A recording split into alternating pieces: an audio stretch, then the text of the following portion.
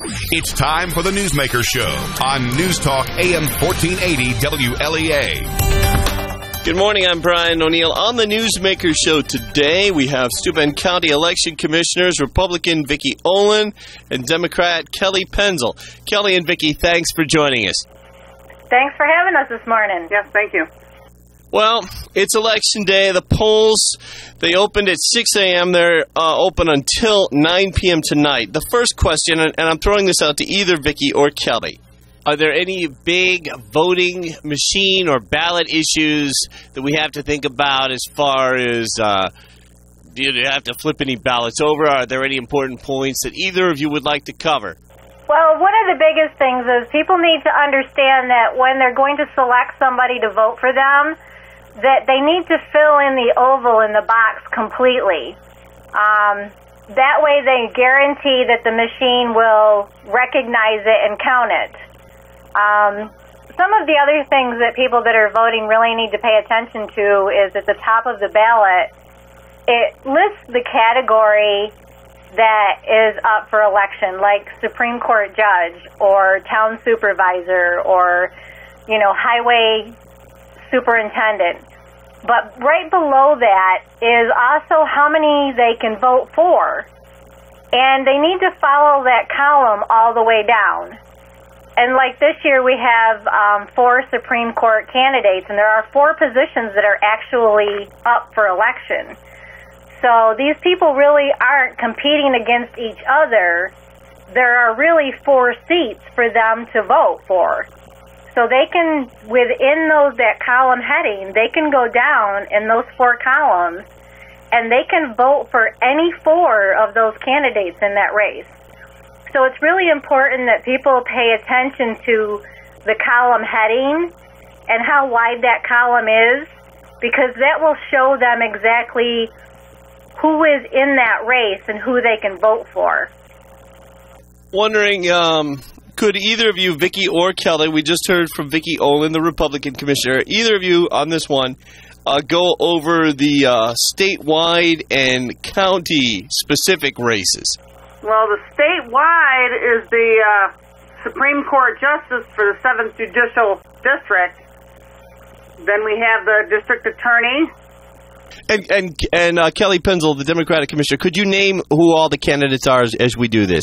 Okay, for the State Supreme Court Justice, we have Matthew D. Nafis running on the Democratic line, and Deborah A. Indivo. I'm not sure if I'm pronouncing these names correctly. Can you spell it for us, Kelly? I-N... Sounds like Indivino. Indivino or Indivino? And she's on a Democratic line. Then we have another Democrat, Ella Van Loon.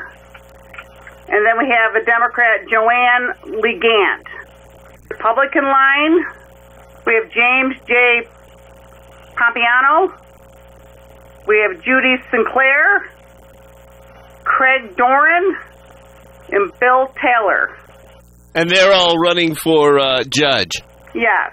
Now, they are on multiple party lines. The other one on multiple party lines is that Matthew D. Nafis. So there really is, like 8 candidates, and they're all running on multiple lines. So. And which position are they running for? New York State Supreme Court Judge? Yeah, it's for the 7th JD. 7th Judicial District. Got it. What are some of the other statewide and county races? We don't have any more statewide. That's the only statewide races that we have. The other ones that we have that are countywide is the District Attorney's Office, which Brooks Baker is running. And he's running unopposed, correct? Yeah, he's running unopposed. The County Clerk, Judith Hunter, she's also running unopposed. And then there's the Coroner, Stephen Kopp, and he is also running unopposed.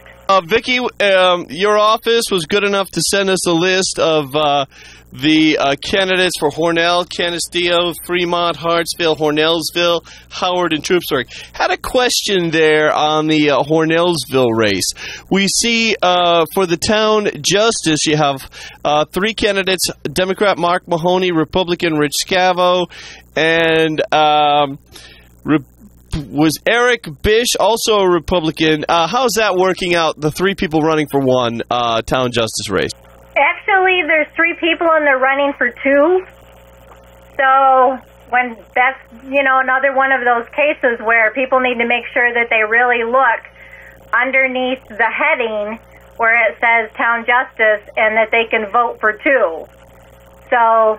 And can you tell us, who's going for... Is it, Mahoney against Scavo or Mahoney against Bish, or how does that work? Nope, it's just the three of them just running for the position, and they can vote for any two. There are actually two positions open for the Hornellsville Justice because of a late resignation. Understood. There's also something like that going on over in the Steuben County town of Howard. In the council race, Robert Palmer, Sonia Ellison, and I think we say Andrew Jean. How do you say his last name? I'm not sure. Yes, I think it's Jean. And can you tell us, is that 3 out of 3, 2 out of 3, 1 out of 3? How's that work for the town of Howard council race? Okay, for the councilman race, it's vote for any two. So you have the choice there between in the Steuben County town of Howard between Sonia Ellison, Robert Palmer, or Andrew Jean, and it's vote for any two. Yep, it's vote for any two. So, and you'll see that there's, further down the ballot, Sonia's on there twice. So people can vote for her on either party line. But it is still only a race for two people. Okay. Town of Canastillo, Town Supervisor Steve Weed, the Republican, running unopposed as his town clerk, Leanne Dickey. John Peischer, who's the current town supervisor, he's running for town council. And we see that Wally Wade and Wally Wade and John Peischer and Larry Stevens are all running for a council seat. Can you tell us how that works? That's the same thing. You have three candidates and there's two seats. So whichever two candidates get the most votes will win the election. Okay. Hartsville, Vicki, or Kelly, is there anything we need to know there like that in that, let's see, we have...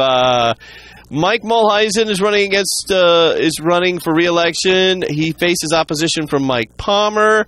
That one's pretty simple, straightforward. Town clerk.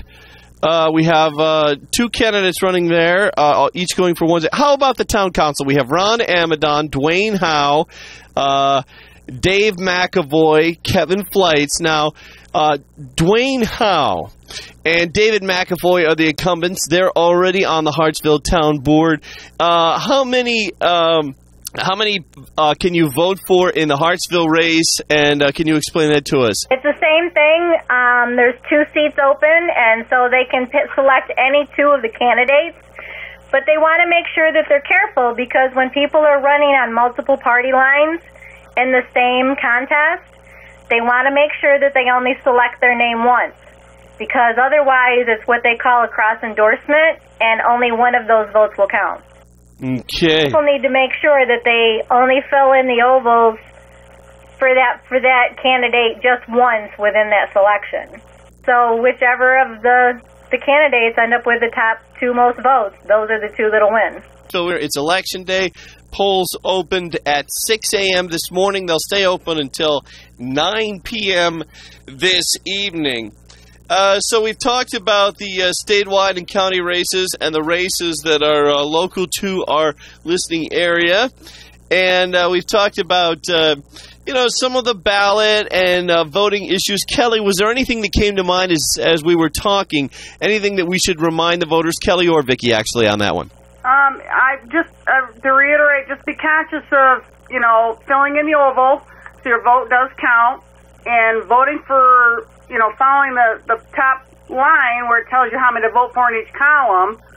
It says vote. If it says vote for two, don't fill in the same oval for the same person twice, because that's a cross endorsement, like Vicki said. So. And they would only count one in that particular instance if that happens, correct? Right. Okay, before we go to the break, did want to cover the Hornell race. We have both Democrats and Republicans running in the Hornell election. And The big race there, of course, is in the 6th Ward. Dan McManus, the Republican alderman, is not seeking re-election. So you have two candidates there, Democrat Barry Young and Republican Jessica Cleveland. That's the big race to keep an eye on in Hornell. We get calls sometimes with people asking us where the voting locations are. Do you guys have that information? We do, and anybody who isn't sure if they're registered, isn't sure where their poll site might be, they can call our office. We're here at 5:30 in the morning. Normally we answer phone calls for our inspectors from about 5:30 until 6. So in other words, you're already there. You were there starting at 5:30. Yeah, we're here at the office at 5:30, and the inspectors are at the poll sites at 5:30 in the morning getting set up. And any voter can call us if they need to know where their poll site is, if they're not sure if they're registered to vote. We're here all day, and we're more than glad to help them out in any way we can. And your telephone number, 607-776-9631. You can ask for the Board of Elections. Do you have a direct line that you can give out? Yeah, the voters should really probably call the 664-2260 number. That's a direct number right into our office. Okay. Talking with Kelly Penzel and Vicki Olin. Kelly is the Democrat commissioner, and Vicki is the Republican commissioner. Town of Fremont, that's one that we did not cover yet. Fremont is one of the towns that a wind company, I should say, is looking at. So Fremont will be more in the news for its proposed alternative energy project. In the Fremont race, we have Town Supervisor Robert Osborne seeking re-election. He's a Republican. Town Clerk Norma Kilberry seems to be running unopposed. Town Justice Betsy Farley running unopposed. Okay, two people running for council, William Phelps and Michael Whiteman. Are they both running unopposed? Do we know of any opposition or write-ins there, Vicki or Kelly? Not that I'm aware of. As far as I know, there isn't any write-ins going on. If there is, we have not been made aware of it at this point. So. Okay, and there was no opposition for the superintendent of the highway superintendent race there with Lee Pyre, no. A Democrat and a conservative running for the highway superintendent position in the town of Fremont here in Steuben County. You're listening to Newsmaker Show. I'm Brian O'Neill, back with our election commissioners in just a moment.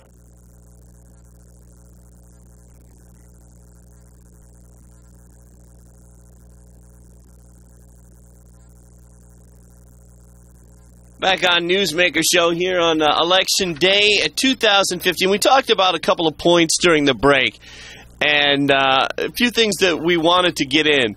Number one, Kelly, you said during the break that there's a number of possible write-ins. Tell us what you said about the write-in candidates, Kelly. Just in the different towns that we have campaigns going that people notified us that they're going to do a write-in.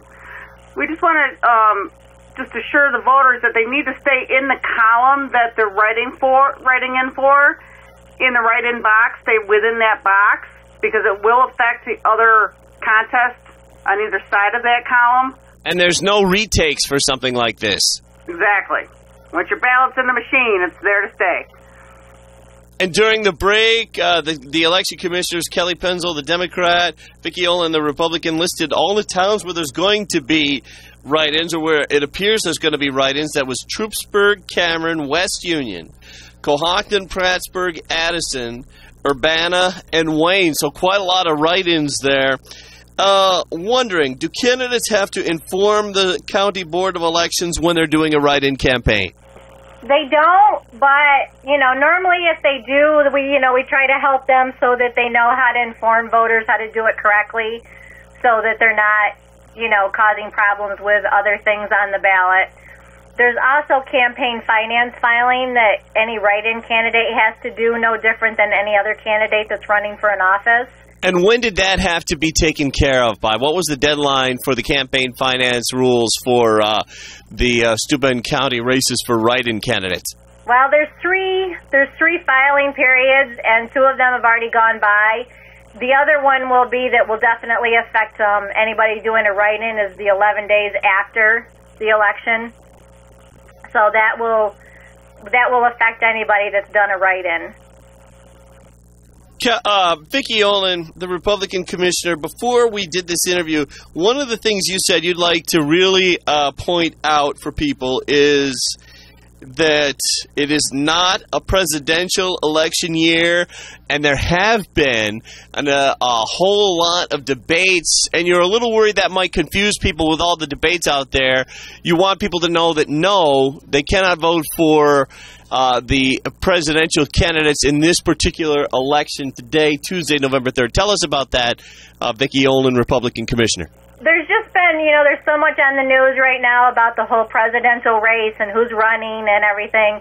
It's very easy for people to get confused that whole thing is really a whole year off, and that they will not be voting for any of the presidential candidates for this election today. So that's something that'll be happening next year starting in April. So we just want to make sure that people understand that when they do go to the polls to vote today, that they're not going to be voting for a president.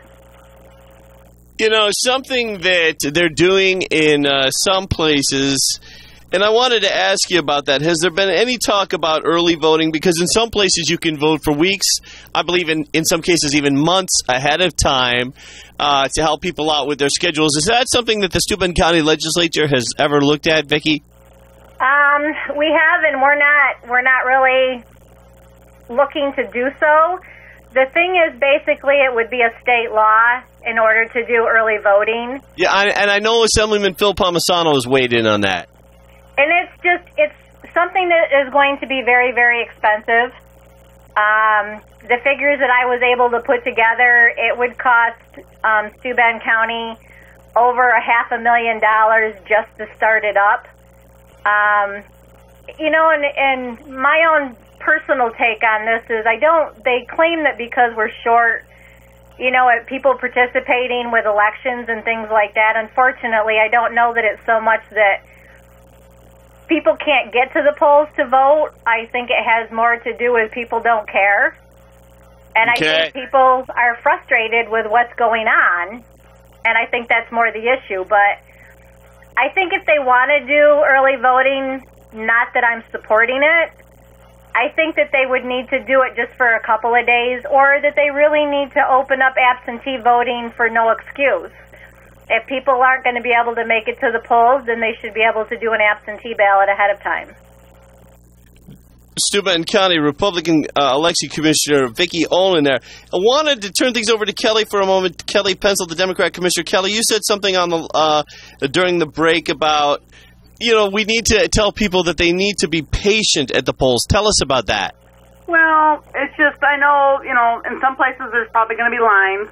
It'll be busy because there's some contested races out there. But we're very limited on inspectors. You have your last-minute call-offs and stuff. So just be patient and, take your time and be patient. Yeah. Something I wanted to ask you. I know that the voting machines and the voting process, it keeps on modernizing over the years.